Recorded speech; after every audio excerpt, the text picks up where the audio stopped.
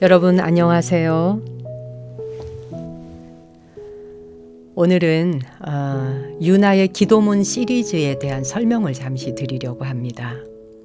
여러분은 어느 때에 기도를 하게 되던가요? 보통은 이제 삶에서 어려움이 찾아왔을 때, 아주 견딜 수 없는 고통이 찾아왔다든가, 알 수 없는 미래에 대한 두려움이 찾아오거나, 과거로부터 이어져 온 원망감이나 또 미움으로 인해서 내 마음이 괴로울 때, 이럴 때 기도를 하게 되지요. 오늘은 이렇게 다양한 이유로 기도를 시작하고 싶은 사람들을 위해서 유나가 기획하고 준비한 유나 기도문 시리즈 영상에 대한 말씀을 좀 드리고자 합니다.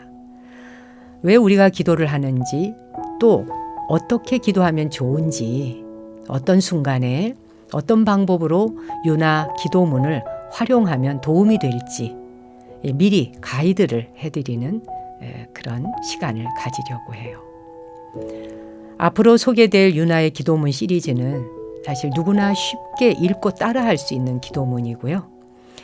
특히 종교에 상관이 없다는 것, 그리고 남녀노소도 구별이 없다는 것, 그리고 하루의 시작과 마무리를 바로 유나의 그 기도문을 통해서 상황 따라서 하실 수 있도록 좀 우리가 시리즈물로 만들어 볼까 이렇게 생각하고 있습니다. 그 중에는 그동안 제가 직접 만들어서 오랜 기간 동안 유나의 회원들에게 함께 읽어왔던 기도문도 있고요. 또 세상에 수많은 선지식들, 영성적인 스승님들도 계시고 또 시인이나 종교의 지도자들께서 자주 독송하거나 또 만들어서 내놓으신 기도문들도 있습니다. 그런 것들도 활용할 생각이고요. 그리고 오래도록 마음에 새기면 좋을 짧은 경전의 한 대목들, 이런 것도 기도문으로 활용해서 여러분께 소개할까 싶어요. 각자 자신이 원하는 기도문을 그냥 자기 상황 따라 골라서 활용하시면 됩니다. 자, 그럼 기도문은 어떻게 읽으면 좋을까?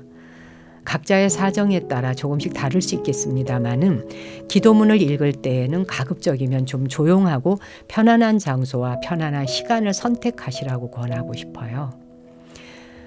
일정한 시간의 기도문을 반복해서 낭독하는 것이 좋습니다.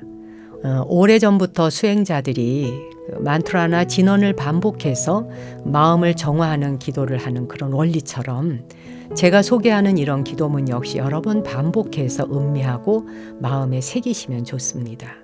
그렇게 하다 보면 어느 사이 기도를 하는 사람, 기도를 받을 대상이 따로 있다고 생각했던 것들의 경계가 사라지면서 참 자아와 기도하는 사람이 하나로 만나지는 그런 순간을 경험하기도 합니다. 그리고 정해진 시간에 반복해서 기도하는 게 도움이 됩니다.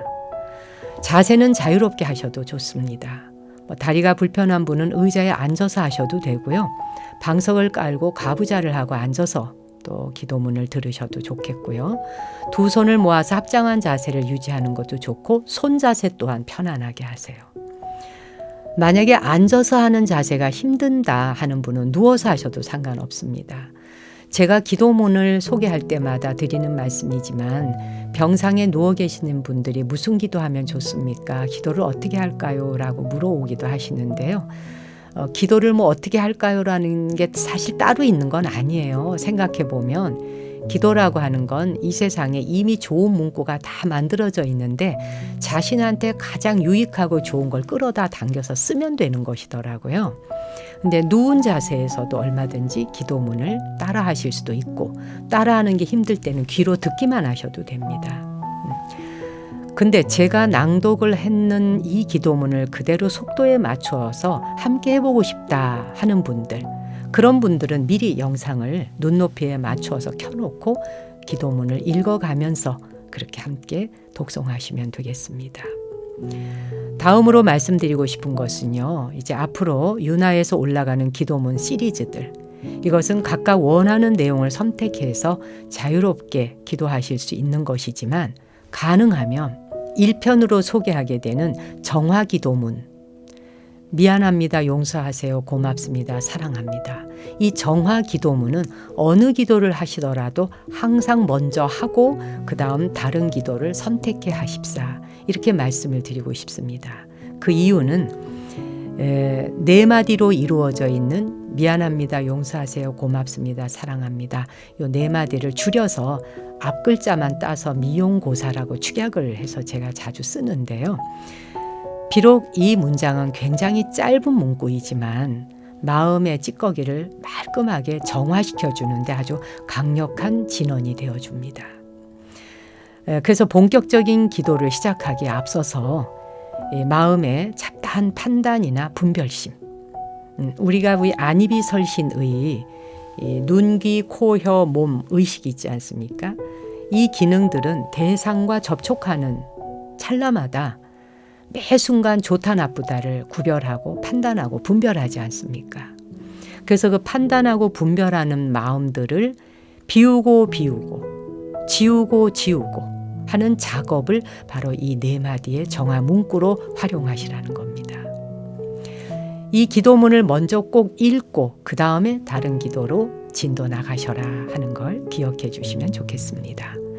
제가 방금 세 가지를 말씀드렸습니다. 첫째는 유나방송에서 소개하는 기도문 시리즈를 앞으로 영상물로 올려드리겠다. 두 번째는 그 유나에서 소개하는 기도문을 본인의 시간에 맞추어서 또 자기 입장에 맞추어서 반복해서 해보시라 하는 걸 권합니다.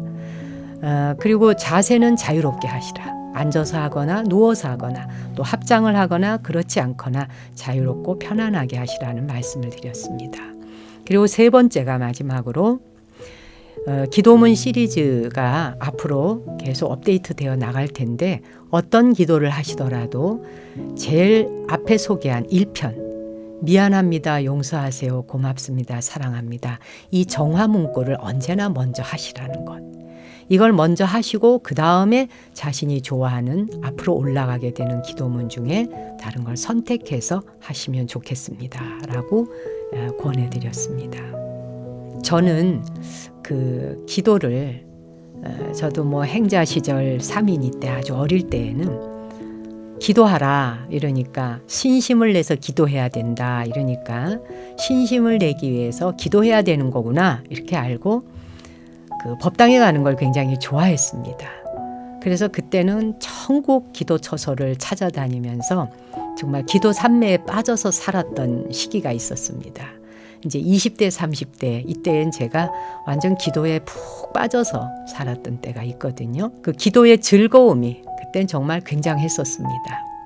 뭐든지 왜 사람이 자기가 좋아하는 거에 빠지면 즐겁지 않습니까? 제게는 기도가 정말 즐거운 일 중에 하나였습니다.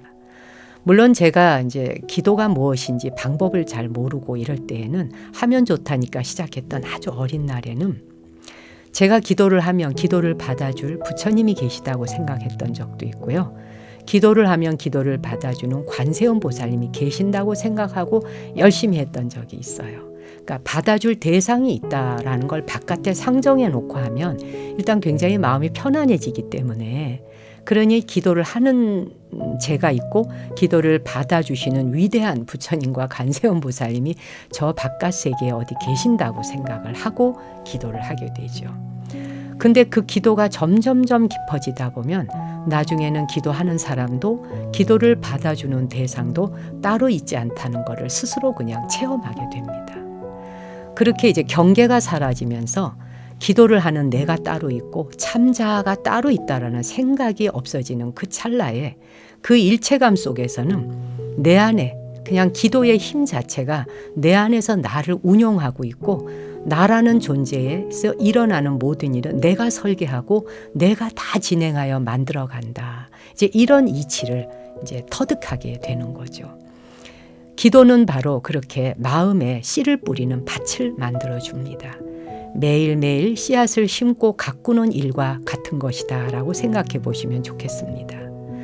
마음을 맑히는 아름다운 기도문을 읽어가면서 하루하루 마음밭에 씨를 뿌린 것에 물을 주고 햇빛을 주고 싹을 틔워가는 그런 일이 기도라고 생각하면서 출발을 해보시면 좋겠습니다.